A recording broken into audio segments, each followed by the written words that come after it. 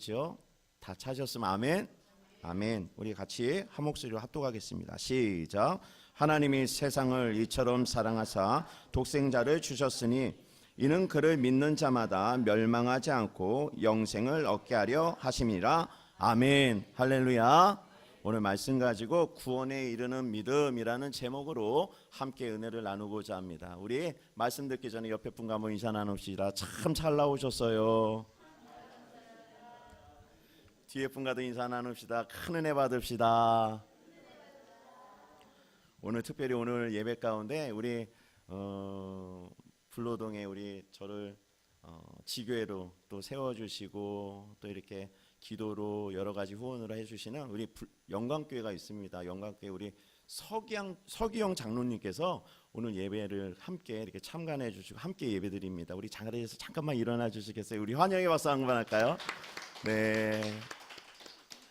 우리 여기에서 이렇게 예배 처음 나오신 분들 우리 서기영 집사님 초면일 수 있지만 참 제가 이제까지 이렇게 목회 사역 하느라고 많은 성도님과 또 우리 장로님들이 기도와 후원들을 많이 해주셨습니다. 얼마나 감사한지 모릅니다. 그래서 주 안에서 우리 같은 동역자이기에 우리 서경 집사님 또 장로님 또 가정과 자녀들이 잘 될 수 있도록 마음으로 기도해 주시기 바랍니다.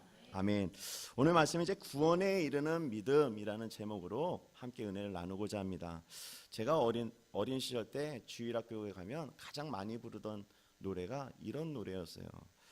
하나님이 세상을 이처럼 사랑하사 독생자를 주셨으니 누구든지 예수 믿으며 멸망하지 않고 영생을 얻으리로다. 요한복음 3장 16절. 잘 불렀죠?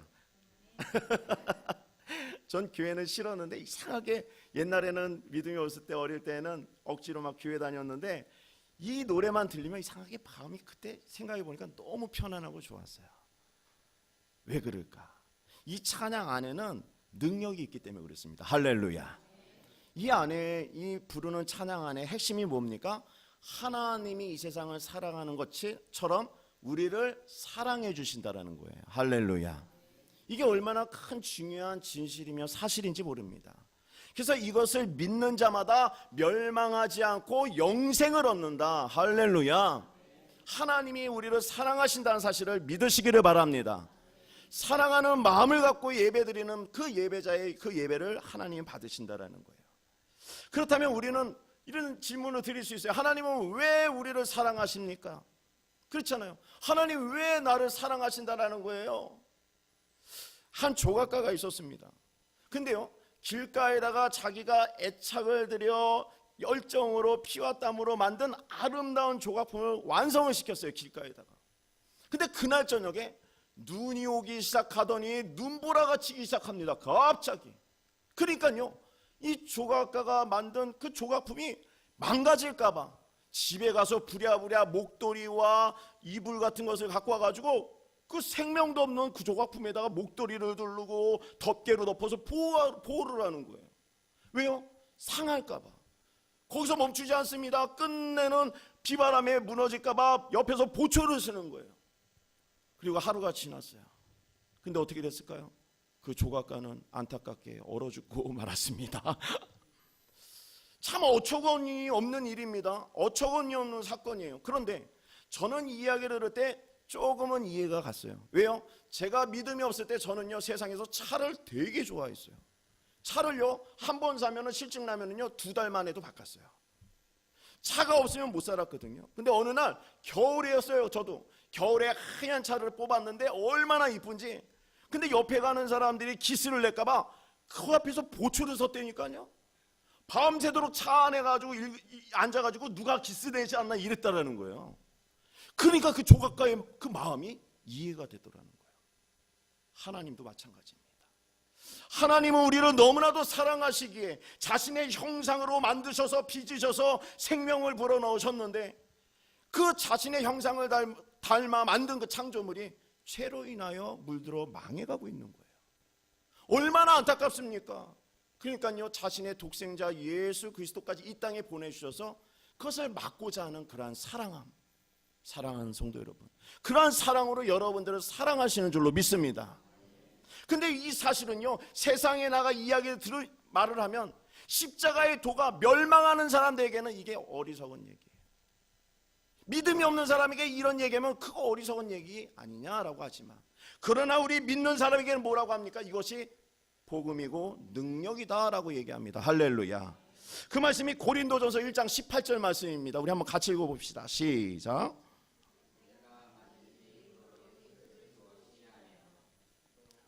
죄송합니다. 네, 고린도전서 2장 12절인가요? 네, 제가 읽어드리겠습니다. 1장 18절 말씀입니다. 십자가의 도가 멸망하는 자들에게는 미련한 것이요 구원받는 우리에게는 하나님의 능력이라. 아멘. 십자가의 도가 멸망하는 사람에게는 어리석은 일인 거예요. 아주 이게 이해가 안 되는 일입니다. 그러나 믿는 사람들은 이 말씀을 들을 때 일어나는 거예요. 능력이 되는 거예요. 할렐루야. 이 말씀을 듣고 여러분들이 능력이 되시기를 바랍니다. 능력받는 모든 분들이 되시기를 바랍니다. 그래서 오늘 말씀 요한복음 3장 16절 말씀인데 우리 같이 한번 읽어봅시다. 성경 보고 시작. 하나님이 세상을 이처럼 사랑하사 독생자를 주셨으니 이는 그를 믿는 자마다 멸망하지 않고 영생을 얻게 하려 하심이라. 아멘. 사람이요, 성경에 보니까 강건하면 80살이라고 얘기합니다. 건강하게 사는 게 80이래요. 사람은요, 유한하다라는 거죠. 한계가 있다라는 것을 알려주고 있는 것입니다. 그런데요, 이 한계 있는 인생이 예수 그리스도를 믿게 되면 한계를 깨트리고 영원히 살 수 있는 존재가 된다라는 거예요. 할렐루야. 이것이 뭡니까? 믿음이라는 겁니다. 그래서 인생에서 가장 중요한 것은 뭐 여러 가지가 될 수 있어요. 어떤 사람은 직업이 될 수 있고, 어떤 사람은 돈이 될 수 있고, 어떤 사람은 권력이 될 수 있고, 어느 사람은 출세가 될 수 있습니다. 물론 그것도 중요할 수 있겠지요. 살아갈 때 필요하잖아요. 그런데 제일 중요한 게 뭡니까? 우리가 영원히 살 수 있는 믿음이 제일 중요하다. 할렐루야. 그래서 저를 한번 똑같이 한번 따라해 주세요. 오른손 한번 딱 엄지 딱 이렇게 한번 들어보세요. 믿음이 제일 중요합니다. 할렐루야. 인생에서 믿음이 제일 중요한 거예요. 그래서 이 믿음을 가지면 영생을 얻는다고 얘기하시는데, 그럼 오늘 말씀에 이 믿음의 세 가지를 얘기해 줍니다. 그럼 어떤 믿음이 구원에 이르는 믿음인가? 첫 번째, 저를 한번 따라해 주세요. 입으로 시인하는 믿음이 돼야 됩니다.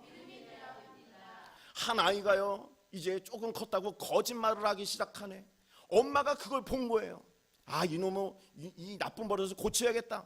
애를 이렇게 불러담아하고, 너가 잘못한 거 빨리 시인해봐. 뭘 잘못했어? 이렇게 말을 하라는 거예요, 아이한테. 근데 아이는요, 끝까지 자기가 안 걸리려고 시인을 안 하는 거예요. 내가 뭘 잘못했는데요? 엄마는 점점 더 열이 나는 겁니다. 막 분노가 일어나는 거야. 너가 잘못한 거 너가 알잖아. 빨리 말해봐. 그럼 내가 용서해 줄게. 근데 그 아이는 끝까지 입을 다무는 거예요. 그러니까 부모님 마음은 얼마나 괘씸합니까? 그러면 종아리로 되는 거죠. 회초리로 되죠, 종아리에다가. 근데 그 아이가, 엄마, 제가 거짓말을 했어요. 죄송해요. 엄마 마음을 아프게 해서 죄송해요 라고 하면 엄마가 다음부터는 하지 마. 안아주지 않겠습니까? 할렐루야. 바로 이것이 하나님이 우리에게 원하는 마음이라는 거예요. 우리가 믿음이 없을 때 죄인된 몸이었다라는 거죠. 하나님의 형상을 닮은 우리가 하나님을 믿지 못하고 살아가는 죄 가운데 빠졌을 때 우리는 즉시 하나님께 나와 내가 죄인이라는 것을 고백해야 된다는 거예요. 할렐루야. 그리하실 때 하나님은 우리에게 복을 내려주신다라고 말씀해주고 있지요. 그래서 바울 사도도 나의 죄에 대해서 하나님께 인정하게 될 때 내가 구원의 축복을 얻는다라고 고백해주고 있습니다. 그 말씀이 로마서 10장 9절 말씀입니다. 우리 같이 읽읍시다. 시작.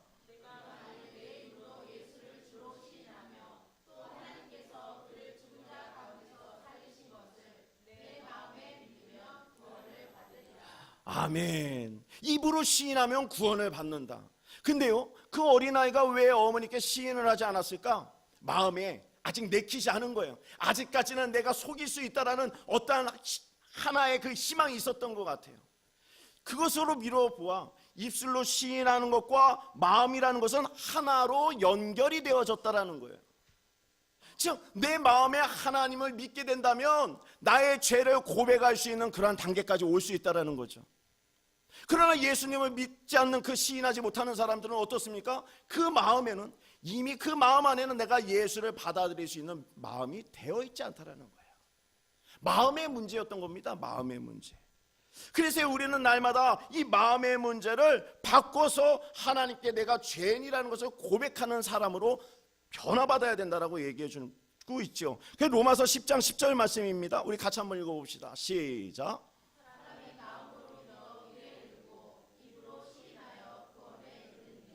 아멘. 사람이 입으로 신하여 구원에 이른다는 것은 곧 내 마음과 하나가 되어지기 때문에 마음으로 의로 이뤘다는 자체가 이미 구원으로 들어갈 수 있는 축복의 자격을 얻었다는 사실입니다.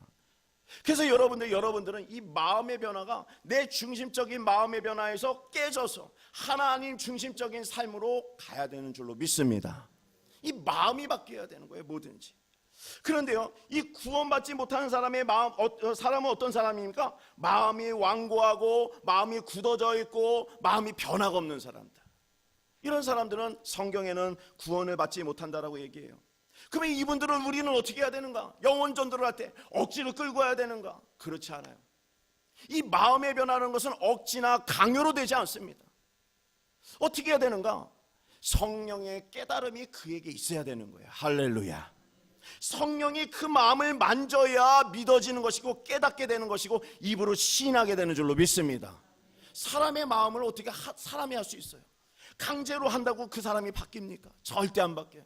저도요, 왕년에 진짜 불신자 중에 불신자였고 믿는 사람 정말 삿대질하고 괴롭혔던 사람 중에 한 사람이었어요. 그런데요, 그렇게 옆에서 믿어라 믿어라 하는 소리가 더 싫더라고. 그런데요, 때가 참해. 늘 하나님께서 나를 불쌍히 여기시니까 때가 차니까 다 믿게 하더라는 거예요. 할렐루야. 그러면 우리가 먼저 믿는 사람은 믿지 않는 사람들에게 어떻게 해야 되는 것인가? 그들의 마음을 만져달라고 중보기 돼야 되는 거예요. 할렐루야. 기도해야 되는 거예요. 그래서 여러분들이 그 불신자를 볼 때 이 전도의 첫 단계는 뭐냐면 기도로 마음을 품어서 그를 위해 기도하는 겁니다. 여러분들이 그 영혼 전도에 정말 마음을 드시고 그런 불신자들을 위하여 기도하는 그런 하나님의 백성이 되시기를 주님의 이름으로 축복합니다. 그래서요, 우리가 하나님 앞에 정말 구원에 이르는 그 복 가운데 우리가 살아갈 수 있다는 것은 늘 우리의 마음이 하나님께 정말 가 있고 우리의 입술이 여호와를 찬양하는 그 입술이 될 때 우리는 하나님께 정말 복을 받아 영원히 살 수 있는 믿음의 소유자가 된다라고 얘기해 주고 있습니다. 사랑하는 성도 여러분, 여러분들은 날마다 입술로 여호와를 시인하시고 인정하시는 모든 분들이 되시기를 주님의 이름으로 축복합니다. 그래서 고린도전서 2장 12절 말씀 같이 한번 읽어봅시다. 시작.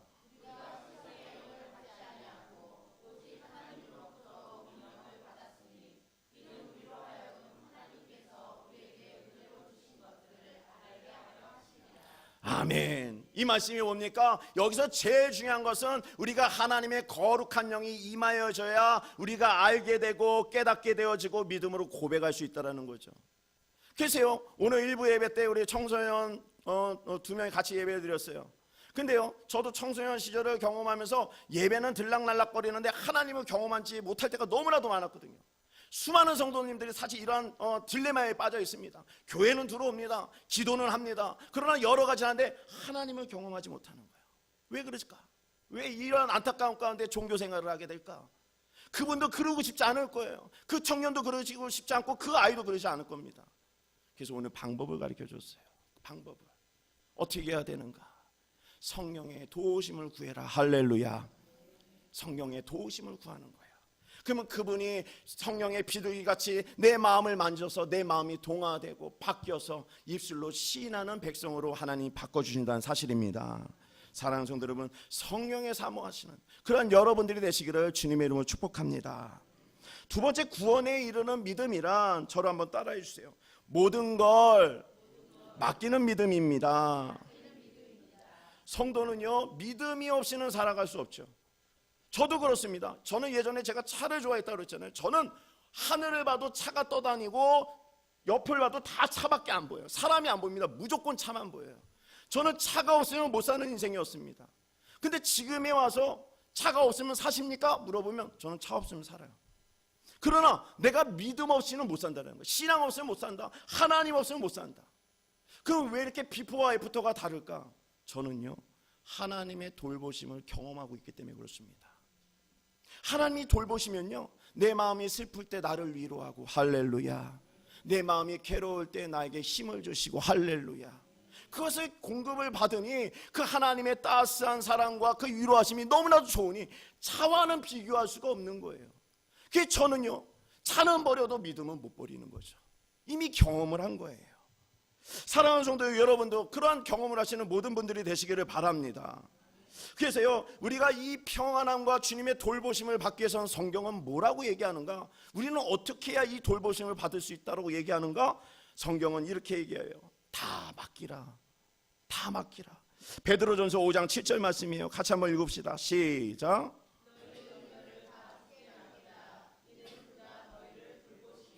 아멘. 주님께서 말씀하셨어요. 염려를 맡겨라. 할렐루야. 그런데 여기서 제일 중요한 것은 맡기는 것보다 다라는 것에 강조를 두고 있어요. 다 맡겨라. 여러분들 오늘 예배 나올 때 다 맡기지 못하고 나오신 분들 계시죠? 혹시 그러한 어려운 가운데 다 맡기지 못하고 마음속에 내가 애를 쓰고 정말 마음속에 괴로움 갖고 애통하는 마음, 힘든 마음 있다면 이 자리에서 다 내려놓으세요. 다 내려놓으세요. 옆에 분과 한번 인사 나누세요. 얼굴 보니까 인사 나누셔야 돼. 다 내려놓으세요. 다 내려놓으셔야 돼요. 그래야지만이 뭐라고 얘기합니까? 하나님은 돌봐주신다라고 얘기해요. 부분적으로 맡기는 것이 아니라 다 맡길 때 하나님은 돌보신다. 하나님 그런 분이세요. 여러분들 하나님을 잘 아셔야 됩니다. 제가 예전에 어떠한 뉴스를 봤는데 안타까운 소식이 들렸어요. 엘리베이터를 탔는데 엘리베이터에 몸은 나갔는데 뒤에 이 옷이 긴 바바리 코트가 엘리베이터에 끼어버린 거예요. 어떻게 됐어요? 몸은 다 나왔다고 생각했는데 옷이 껴버린 거예요.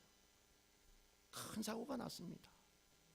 이게 뭘 말합니까? 우리의 인생이에요. 우리 인생. 믿음이라는 것은 하나님께 다 맡긴 것을 그 믿음이라고 얘기하는데, 믿음이 있노라 하면서 맡기지 못하고 내가 하고 내가 애쓰고 내가 괴로워하는 것이 있다면 이건 하나님의 능력을 무시하는 게 되는 거예요. 하나님이 누구십니까? 오주 만물을 창조하시고 이 시간에도 우리는 머리카락 우리는 못 세지만 하나님은 우리의 머리털까지 아시는 분이에요. 할렐루야. 그런 하나님께 왜 다 맡기지 못하고 내가 생각하고 내가 뭔가를 계획하고 내가 그렇게 합니까? 그러면 하나님이 돌보시지 못하는 거예요. 여러분들 오늘 이 자리가 여러분들이 다 내려놓으셔서 하나님의 돌보심을 받는 축복의 자리가 되시기를 주님의 이름으로 축복합니다. 그래서 마가복음서 5장 23절 말씀에 보면은 우리가 그 야이로라는 한 관리인이 나와 예수님께 자신이 죽어가고 있기에 예수님 나의 딸을 고쳐달라는 그 말씀이 나옵니다. 우리 한번 같이 한번 읽어볼까요? 마가복음 5장 23절입니다. 시작.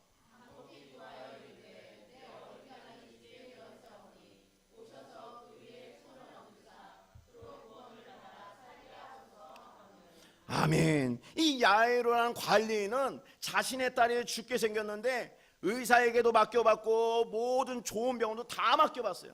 근데 끝내는 거의 죽음 직전에 이르렀다는 거죠. 그러니까 자기가 했던 것을 다 내려놓게 되면서 누구한테? 하나님께, 예수님께 다 맡기게 됐다는 거예요. 예수님 내 딸을 살려주세요. 이제 방법은 예수님밖에 없습니다. 예수님만이 살릴 수 있습니다.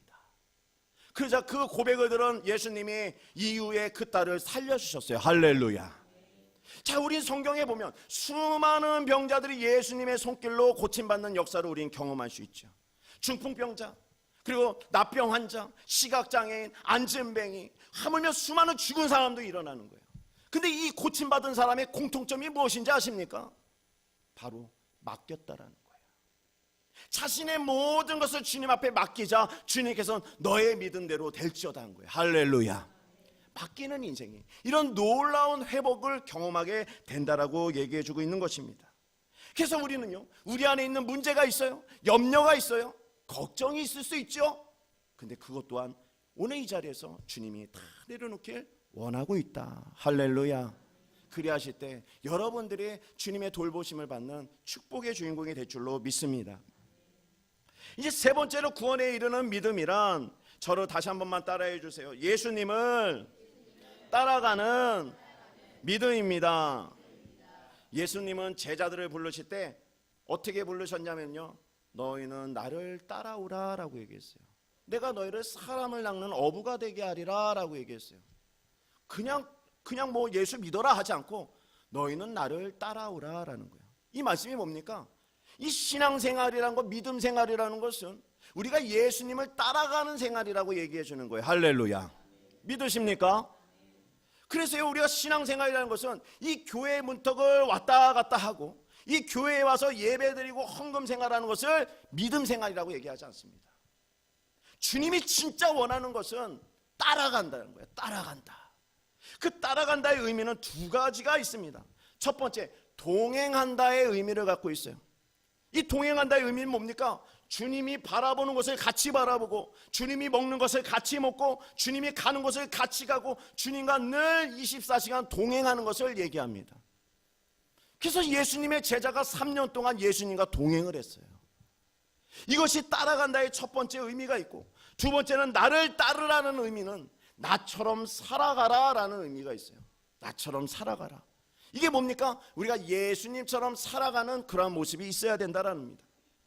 그래서 그리스도인은 이러한 형식적인 신앙생활을 벗어버리고 정말 주님이 바라보는 것을 같이 바라보고 같이 생각하고 같이 공감하면서 주님의 성품을 따라 주님처럼 사랑하는 그러한 생활을 할 때 정말 주님의 제자라고 얘기해주고 있는 것입니다.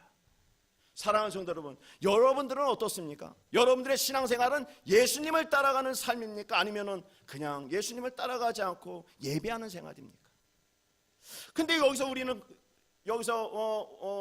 우리가 말씀 앞에 설 때 그러면 내 마음이 그럴 수 있잖아. 그러면 맞습니다. 내가 이 자리에서 예수님을 따라간다 하니 그러면 내가 오늘부터 따라가겠습니다. 이렇게 결단할 수 있는 우리 예배자들이 많이 있을 거 아닙니까?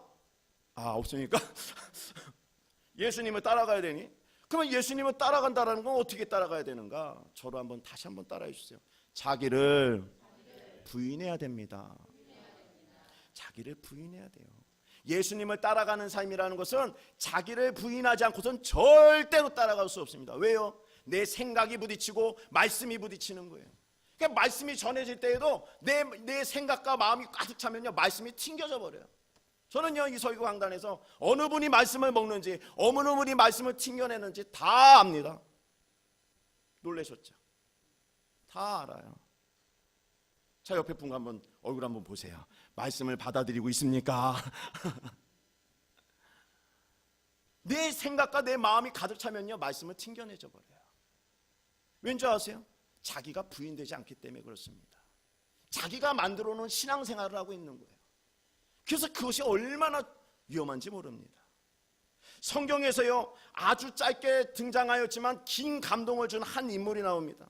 그 인물의 이름은 구레네 시몬이라는 사람이었어요.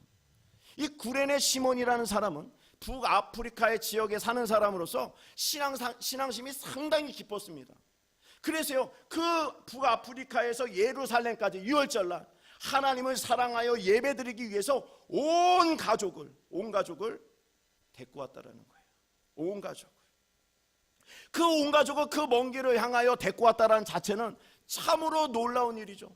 어떻게 그 먼 거리를 옵니까? 오늘 사실 안타깝게 우리 김유린 자매님 신촌에서 버스 한번 타고 1시간 10분에서 20분을 걸려서 온다라는 거는 사실 힘든 일이잖아요. 보통 신앙심 갖고는 올 수가 없습니다. 그런데요, 이 구레네 시몬이라는 것은 그렇게 뜻을 드리고 마음으로는 하나님께 예배드려 복을 받고 자기의 마음의 무거운 짐도 다 내려놓고자 왔는데, 근데 어떤 일이 벌어졌어요? 자기가 뜻하지 않은 일이 벌어졌어요. 자기는 안면이 한 번도 없는, 한 번도 보지 못한 예수라는 죄인이 십자가를 무겁게 짊어지다가 내려놓는 모습을 보게 된 거예요. 근데 그 모습을 보자마자 어떻게 됐어요? 군인이 한 명이 와가지고 저 예수가 짊어졌던 십자가를 너가 짊어지려는 거예요. 깜짝 놀라는 거죠. 사랑하는 성도, 당시 그 법에는 죄인이 십자가를 짊어지고 가다가 지쳐서 십자가를 내려놓게 되면 그 중에 건장한 사람 한 사람을 뽑아가지고 그 십자가를 그 십자가에 매달리는 데까지 데리고 가는 법이 있었어요. 왜요? 끝내는 매달아야 되니까. 근데요, 그걸 누가 걸렸냐? 구레네 시몬이 걸린 거예요. 자기는 예배하려고 갔는데 뜻하지 않게 십자가를 억지로 매게 하는 거예요. 그 말씀이 마가복음서 15장 21절 말씀이에요. 마가복음서 15장 21절 다음 절입니다. 우리 한 번만 읽읍시다. 시작.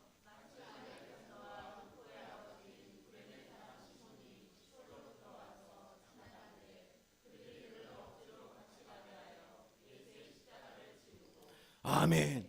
자신은 예배드려서 뭔가 하나님께 기쁨이 되고 뭔가 충만해지고 우리 아이들도 예배심을 피고 이렇게 복을 받으려고 했는데 갑자기 억지로 십자가를 지어버린 거예요. 이거 매라. 거부할 수가 없어요. 마음으로 내키겠습니까? 당시 십자가는 어떤 의미입니까? 저주예요, 저주. 그냥 머릿속에 떠오르죠. 그 저주의 십자가를 자기가 대신 진다면 사람들이 나도 조롱할 걸 뻔히 할 거고, 그 모습 속에 자기가 같이 왔던 가족과 어린 자녀들이 아버지가 조롱받는 모습을 볼 건데 누가 그 십자가를 보고 싶겠어요? 메고 싶겠어요? 거부하고 싶죠. 우리도 그럴 수 있잖아요. 교회 나왔는데 갑자기 어떤 사명을 맡긴다든지 생각 없이 느닷없이, 또 어떤 교회 왔는데 갑자기 무엇인가를 마음에도 내키지 않는데 그걸 해야 된다던가 억지로 하는 모습들이 있지 않습니까? 오늘 교회 나오고 싶지 않은데 억지로 그냥 끌려 나올 수 있고 억지로 하는 것들이 있을 수 있다는 거예요. 그러나 시몬의 입장에서는 전혀 생각하지 못한 것이 한 가지가 있는데, 그것이 무엇이냐면 자기가 억지로 해도 매는 그 십자가가 무슨 십자가인지를 몰랐더라는 거예요. 그 십자가가 무슨 십자가입니까? 대속의 죄를 속량하시는 그 십자가 아닙니까? 인류를 구원하는 십자가가 아닙니까? 할렐루야. 구레네 시몬은 그걸 몰랐었죠. 그런데도 억지로 구레네 시몬은 그 십자가를 매게 됐어요. 그러면 어떻게 됐을까? 그날 이 성경을 찾아보면 이 구레네 시몬이 억지로 맨 십자가로 인하여 가정이 복을 받았다라고 얘기가 나오고 있습니다. 그 말씀이 로마서 16장 13절 말씀이에요. 우리 같이 읽어봅시다. 시작.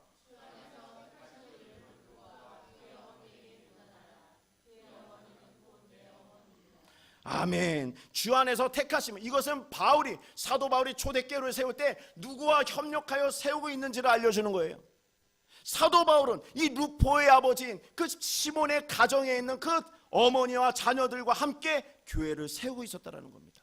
이로 미뤄보아 이 가정이 복을 받고 택함 받은 것은 억지로 메었던 그 구레네 시몬을 통하여 복을 받게 됐다는 거예요. 할렐루야. 사랑하는 성도 여러분, 오늘 마음이 내키지 않고 힘든 자리에, 이 예배 자리에 나온 혹시 하나님의 예배자가 있다면 오늘 이 자리를 통하여서도 하나님은 역사하실 줄로 믿습니다. 구레네 시몬은 처음에 메고 갈 때 내키지 않았어요. 창피했어요. 고개를 못 들었어요. 근데 누구를 따라가야 되냐면 예수님이 먼저 갔고 구레네 시몬이 십자가를 지고 예수님의 뒷걸음으로 이렇게 따라갔던 거예요. 그래서 무엇을 느꼈을까? 왜 저분이 십자가에 달리실까라는 질문부터 시작해서 왜 저분이 피를 흘리셔야만 되는가?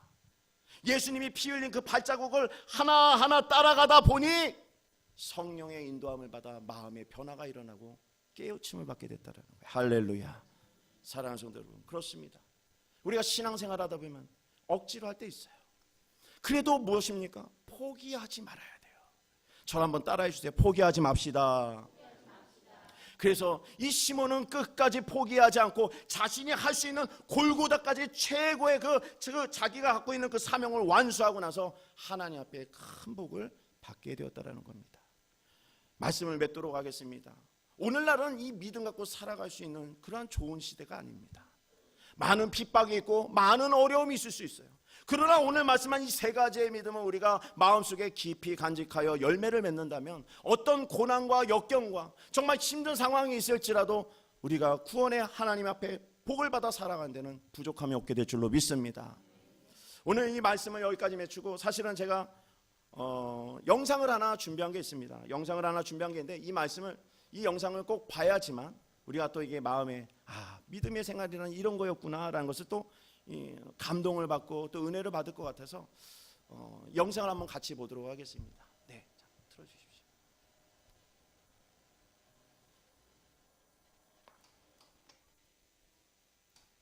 (1950년 9월 29일) 국군과 유엔군이 목포에서 진군하여 한평을 거쳐 영광으로 들어올 때였습니다. 기독교인들과 우익 인사들이 환영 대회를 갖고 만세를 불렀으며 환영 행사를 염산교회 청년들이 주도하였고 또 봉남리 설도부락에서 다시 만세 집회를 주도하였다고 기독교 대백과사전지는 기록하고 있습니다. 이 사건을 빌미로 미처 후퇴치 못하고 인근 산속에 은거하고 있었던 공산군과 빨치산들은 국군을 환영한 기독교 인사에 대한 보복 행위가 자행되었다고 주민들은 증언합니다. 그때 당시 분주소가 이 설도 수문 앞에가 있었습니다. 바로.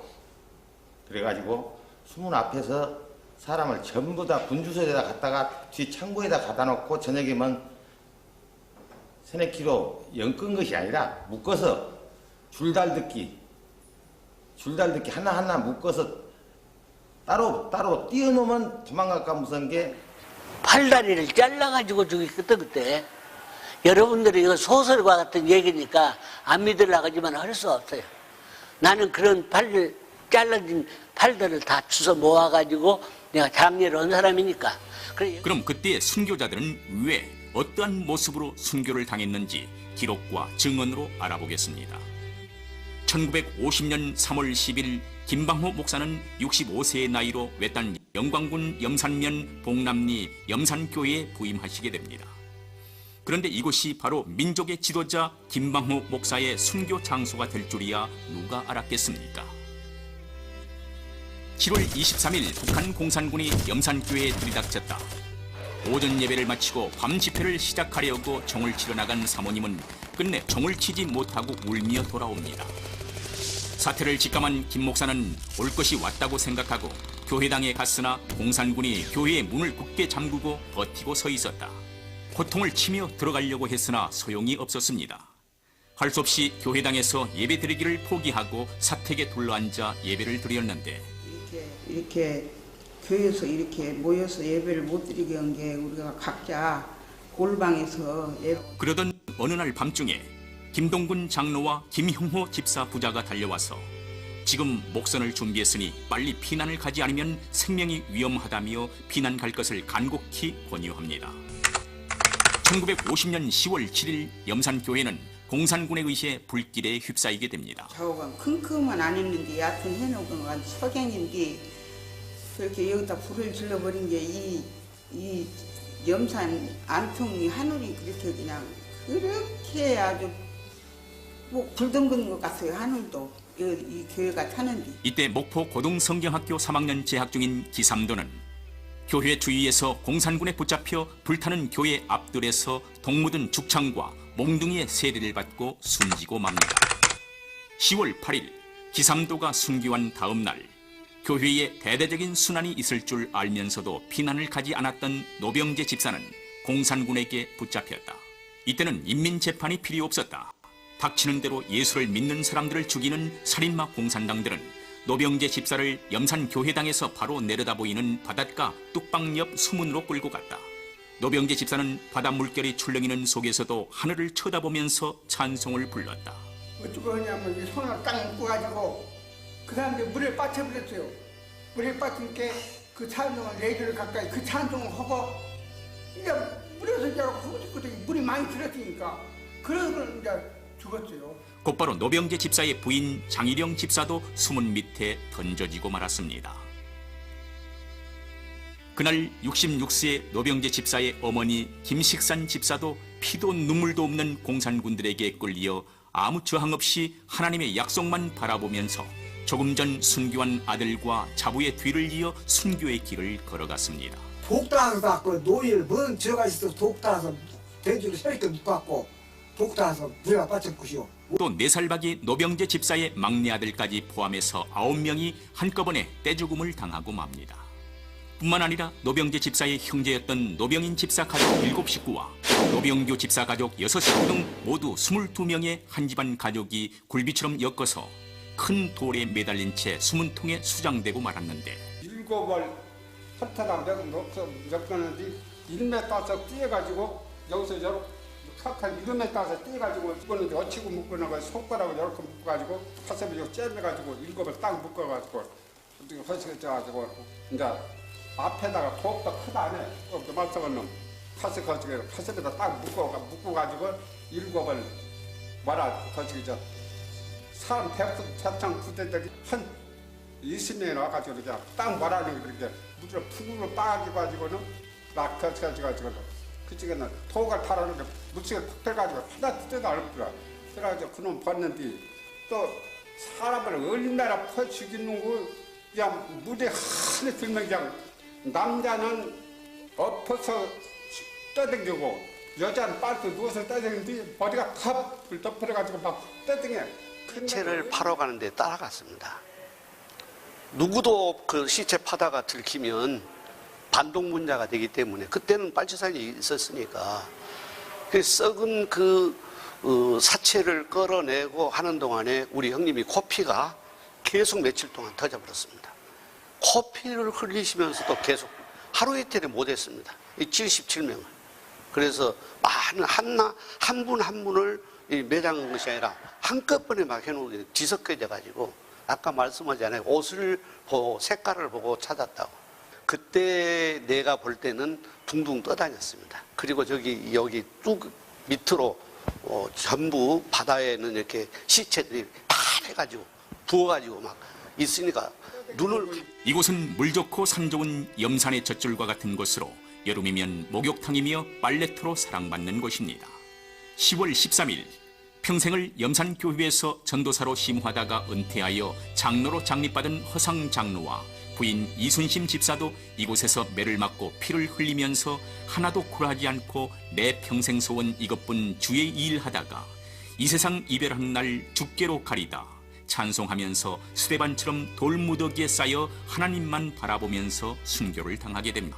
묵고 하는 손을 막 차운 손가락 흔들어 이제 그 말 끝에 이제 동해물을 합디다. 근데 그 식구를 어디로 가지고 한 식관에 올라갔어. 한 식관에서 지금 보더라도 지금 구원이 될 것 같아서 죽었다고.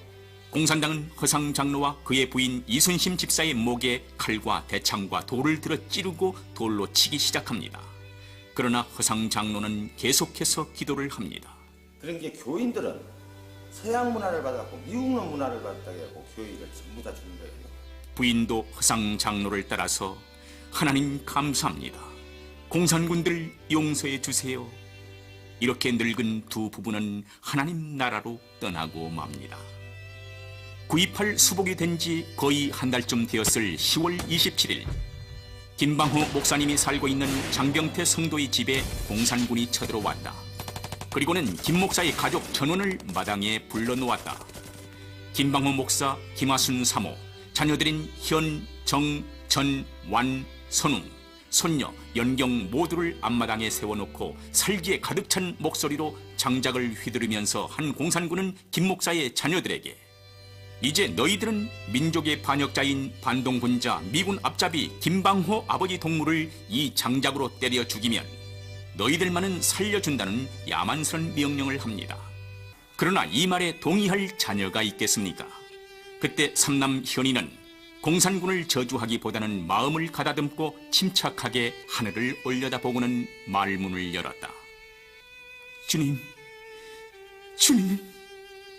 하나님의 뜻이면 순교의 영광을 주옵소서. 국군에 쫓긴 공산군들은 아버지를 죽일 수 없다는 자녀들 앞에서 아버지인 김 목사를 때리기 시작했다.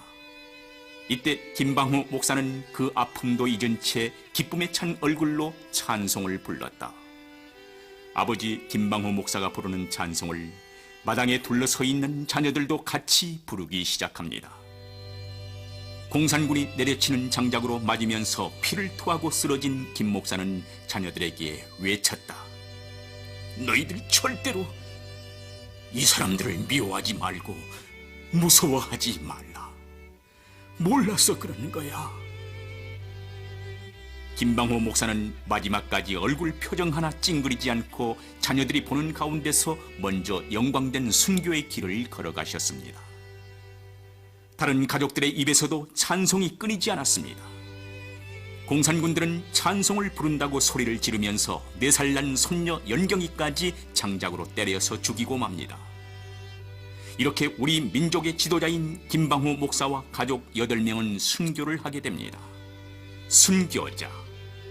그들은 주님을 사랑하는데 땅끝까지 가기를 발걸음을 멈추지 않았고 목숨까지 자신 전부를 바치기를 머뭇거리지 않았다. 더구나 해방된 땅에서 한 핏줄의 동포로부터 당해야 했던 순환은 이 민족이 일제에게 당하는 고통보다 더하는 살을 도려내는 아픔이었다. 오늘 우리는 역사적인 사실에 대한 비판과 평가를 소홀히 할 수 없으며 특히 공산주의와 6.25 전쟁을 잊어서도 안 되며 잊혀져가는 순교자들을 기념하면서 흐트러져가는 믿음을 점검하는 계기가 되어야 하겠습니다. 순교자의 피는 지금도 우리 속에 힘차게 흐르고 있습니다. 이 순교는 우리 모두 함께 부르는 이름이어야 하고 영광이며 노래이어야 합니다. 그리고 더욱 영광스럽도록 믿음의 후예들이 되어 이 길을 따라야 할 것입니다. 저거는 전국가 있을 것이고